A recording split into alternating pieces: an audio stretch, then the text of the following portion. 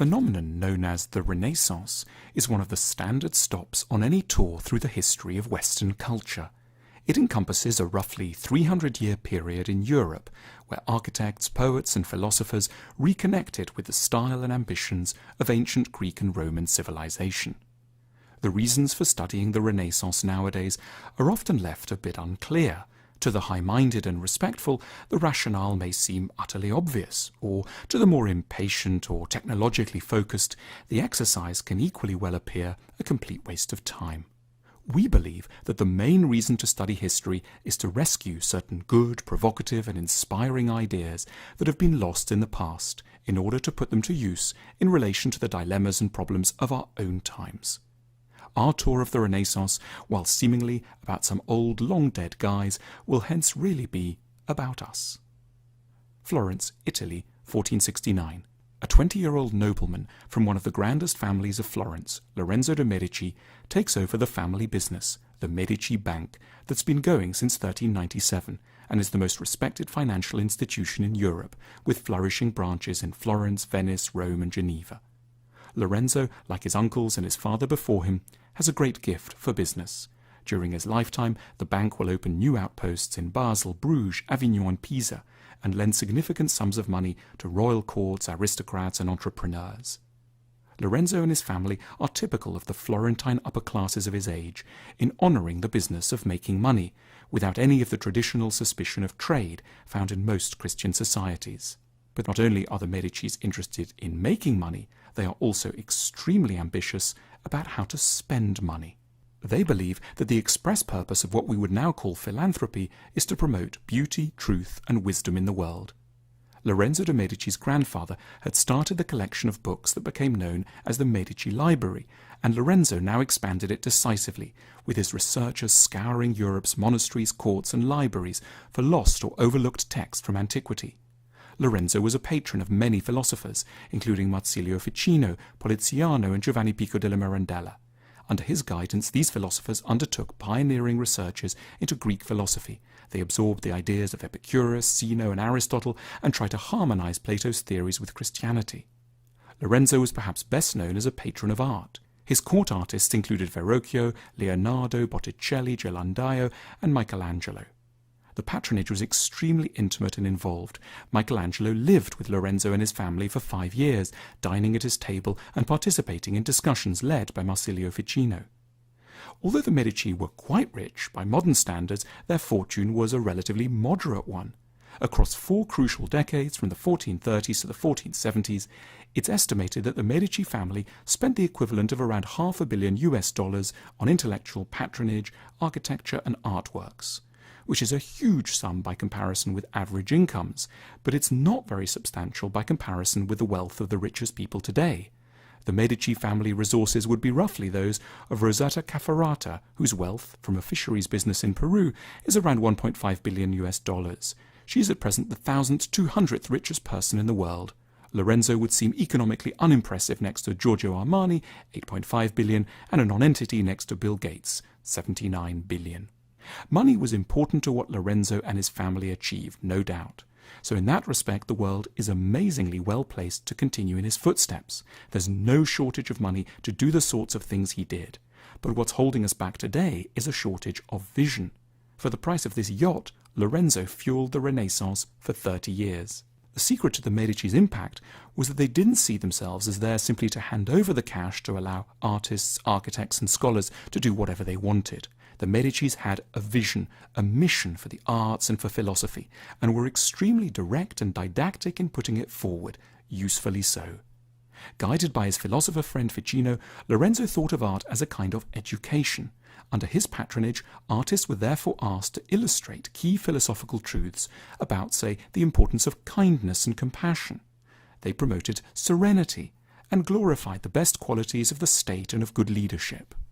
The Renaissance would never be remembered if its leading members had simply made piles of cash. No one cares about that for any length of time.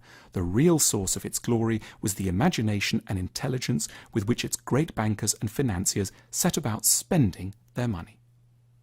Monastery of Fulda, Germany, January 1417.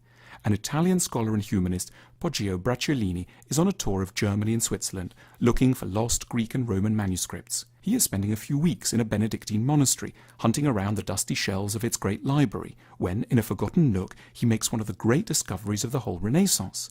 He comes across what still remains the only surviving manuscript of Lucretius de Rerum Natura, on the nature of things, which gives us the most complete account we possess of the philosophy and worldview of the Greek philosopher Epicurus. Bracciolini and his circle are astonished. Epicurus has hugely valuable ideas about the human passions, happiness, religion, communal life, and science. This is only the highlight of a career spent rescuing lost manuscripts. In time, Bracciolini is to go on to discover key texts by Cicero, Quintilian, and Vitruvius. When he couldn't buy text, he wasn't averse to a little skullduggery to get what he wanted. He famously bribed a monk to abstract a copy of Livy, the Roman historian, from the library at Hersfeld Abbey in Germany. Bracciolini was hugely interested in classical text, but he was not a scholar as we would understand the term, that is, someone who wants to investigate the past for its own sake and respects the inherent nobility of old books. The Renaissance attitude to history and philosophy was very different. Its intellectual leaders took a relentlessly practical view of things. They wanted, first and foremost, to run their societies successfully, to make their people wise, and to build magnificent cities. The Epicurean philosophy Bracciolini dug up, with its emphasis on friendship, simplicity, and the acceptance of limitations, wasn't exciting to him because it was old, but because its wisdom was still needed. He wasn't looking for ancient ideas so he could fill in missing details about how the past used to be, perhaps in order to gain a professorship in a university. Bracciolini was urgently searching for help in creating better ways of thinking for the present. Central Florence, 1484. Michelozzo di Bartolomeo, one of Cosimo de' Medici's favourite architects, completes the family home, the Palazzo Medici, just near the city's new cathedral. Michelozzo has studied Roman antiquities closely, and the building's tripartite elevation beautifully expresses the characteristic Renaissance spirit of rationality, order and harmony. This is a golden age of construction in Florence. Leon Battista Alberti has done the facade of the church of Santa Maria Novella. Brunelleschi has put up the Spedale degli Innocenti and the city's new cathedral dome, and many less well-known names are completing squares, fountains and thoroughfares. The same is true for the other great Renaissance cities of Siena, Venice, Urbino, Mantova and Rome. City fathers across the Italian peninsula have fallen in love with a remarkable new idea, that their cities should be the focus of an unparalleled attention to beauty. It's slightly embarrassing to contrast these efforts with our own mess. A sentimental view says that the Renaissance city fathers made nice places because they were lucky. They didn't need to plan for cars, they didn't have zoning laws, and they happened to have access to good quality building materials, like the lovely stone you can get from quarries outside Florence. However, successful urbanism is never an accident. For the Renaissance, it was a philosophical mission. The Renaissance built such great cities because of an idea, that we are to a large extent shaped by the character of the buildings around us. Making sure that the public realm conveys dignity and calm is more than a luxury.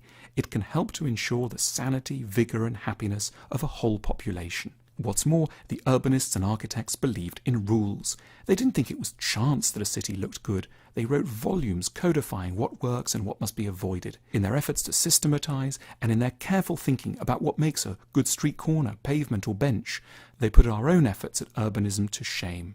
They believed in ideal dimensions for squares, that a square should be small enough that a mother can call from an upper window to her child playing at the other side. They thought that all good squares should have large elaborate fountains in the middle, but that the surrounding buildings should mostly be fairly plain. They knew that buildings should be around 5 stories in height, and that there should be graceful covered arcades, so that citizens could amble in all kinds of weather. Renaissance leaders like the Medici were marked by the views of the ancient Roman historian Sallust, who'd been deeply hostile to a situation that had developed in the decadent periods of Rome, where there had been, in his words, publicae egestas privatim opulentia, public squalor and private opulence. Sallust believed, and the Renaissance leaders hugely embraced his idea, that in a healthy society the public sphere itself should be opulent, that is, beautiful, refined and appealing. That way the richer people in society will never be tempted to withdraw and concentrate exclusively on their own private estates and comforts, and all citizens will be uplifted by a pleasing vision of communal life.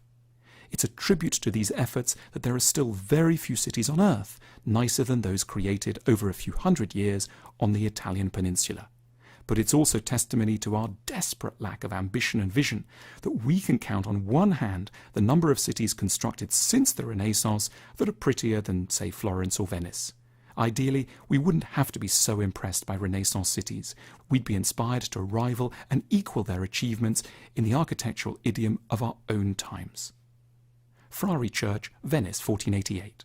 A 58-year-old Venetian painter, Giovanni Bellini, completes a triptych featuring in the central panel baby Jesus and his mother. Christian artists have been painting this scene for many centuries, but things have only become this powerful and convincing in the last 100 or so years. Hitherto, Mary and her little boy have looked stiff, often gaunt and wooden, but with Bellini, Jesus is just like a real little boy, a kind we might see looking at seagulls on the Lido, down to his stocky legs, slightly swollen tummy and searching eyes. Mary feels equally alive, vibrant, and deeply attractive and interesting. We can imagine her melancholy thoughts and intuit her kind, sympathetic, and dignified nature. If there was some childcare available, it might be lovely to invite her out to the Gelateria Grom, just a few steps away from the Frari Church.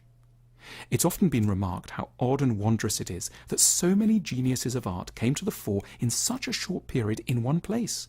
Renaissance Italy gave world civilization Donatello, Fra Angelico, Uccello, Masaccio, Filippo Lippi, Leonardo, Michelangelo, Raphael, Titian, and so on. How did it happen? How do you get so much talent in one go? It's arguable that every age has roughly similar amounts of latent talent among its artists. What makes certain ages extraordinary, one thinks of the Golden Age of Athens, Holland, 19th century France, or 1960s America, is that they know what to do with the talent. They give artists a mission. They have a clear sense of what art is for, and they therefore reward and invest in artists properly. What distinguishes the Renaissance is not, therefore, a freakish preponderance of artistic skill. It's an intensely clear vision of what art should be for. The Renaissance could be described as a heroic age of advertising. Yet the focus was not on selling consumer goods. It was on selling beauty, truth, and wisdom. The energy we still feel behind their art arose from a coherent ideological program. The Renaissance wanted to put painting in the service of ideas and to make these ideas palpable, effective, and life-changing. One thing the Renaissance was constantly advertising is philosophy. Philosophers were, in the minds of many, then as now, rather abstract and remote figures. So the Renaissance got one of its most talented artists, Raphael, to lend them a bit of life on the walls of the Vatican, to show us Aristotle and Plato and others as belonging to a group of glamorous, fascinating individuals. For his part, Titian was employed to convey a central philosophical message about the brevity of life. In his Three Ages of Man, existence is depicted as desperately fleeting. The child is soon an adult and the adult soon ages, and in retrospect it all seems to have occurred incredibly fast, which makes it essential that we use our time properly, that we forgive one another for our frailties and focus on our potential while there is still time. But Titian and his patrons knew that most people don't care to think about how brief life is. That's where art comes in and has the huge advantage over philosophy. Titian starts with things that everyone in the Renaissance already liked, sexy couples and cute baby angels. The picture is designed to take you, without you even noticing it's happening, into an interest in philosophy, so that you naturally start to engage with matters of life and death. The move is a bit like that made by the best adverts of today, that hope to get you subliminally interested in buying a chocolate bar or an SUV, while charming you with a beautiful couple or a sublime landscape. Only in the Renaissance, the philosophical end goal of art was worth the effort. The Renaissance concept of art as advertising for the great truths was underpinned by an ideology worked out by the philosopher Marsilio Ficino, the figure who taught Lorenzo de' Medici and spoke to Michelangelo at dinner every day for many years. Ficino argued that we are all creatures who love, and love is attracted first to beauty. So, whatever we wish people to love, we must first make beautiful. And beauty is first encountered as sexiness. So, the path to the highest possible human ideals tends to go down a complex route. First to sex, then to beauty, and then to love. With such a theory to hand, and its impact on the art of the Renaissance cannot be overestimated, Ficino was able to use what we might term sexiness, lust, glamour, and celebrity to serve the most noble and high-minded intellectual ambitions, rather than being relegated, as they often are in our own times, to selling handbags or mobile phones. Never before or since have so many big ideas been so beautifully and often sexily treated by great artists. Ficino and Lorenzo de' Medici were fascinated by the idea of getting Botticelli to engage our sexuality in order to excite us about ideas that they thought were most useful to humanity. That's why there are an awful lot of very cute people in Botticelli's work. The hugely alluring figures in his Primavera are, for example, thoughtful, kind, and serious, and sometimes rather sad. They're filled with tenderness towards human sorrows and failings, and are keen to remind us of the need to appreciate the cycle of life. They're also highly seductive. You don't have to believe in the virtues to want to be like them, but because you instinctively want to be like them, you will therefore aspire to be virtuous. This genius move, shared by philosophers like Ficino, rich political leaders like Lorenzo, and artists like Botticelli, was to line up our basic desire on the side of the good, so that we become kinder and sweeter and more intellectually ambitious, not because we've rejected all the charms of the world, which hardly anyone ever can, but with the help of all the charms of the world. Instead of abandoning beauty and sexiness to vanity and silliness, the leaders of the Renaissance, deeply scholarly and earnest people, seized these and used them to their own ends. It's this move, above all, that helps to give the art of the Renaissance its mission, drive and coherence, and means the art is still so charming to us today. In our society, the Renaissance has a lot of prestige. We think we're being true to it by going round its main cities, memorizing dates and ticking off key works. But this isn't really what paying tribute to the Renaissance should mean. It's not about looking at their world through our eyes. It's about using their eyes to look at our world. We should be trying to generate a Renaissance in our own societies with the help of these geniuses, learning lessons from them about how to spend big money, perhaps earned in finance, wisely, how to use the humanities to improve our lives rather than to impress a scholarly community, how to devote proper energy to creating livable, beautiful cities, and how to harness the power of art so as to make the good things in the world attractive and desirable. If, rather than being just dutiful tourists, we learn to absorb the ambitions of Renaissance leaders, we might come away from a study of the Renaissance ready, as all the great Renaissance figures would have wanted us to be, to do the thing that really matters, try to change our world for the better.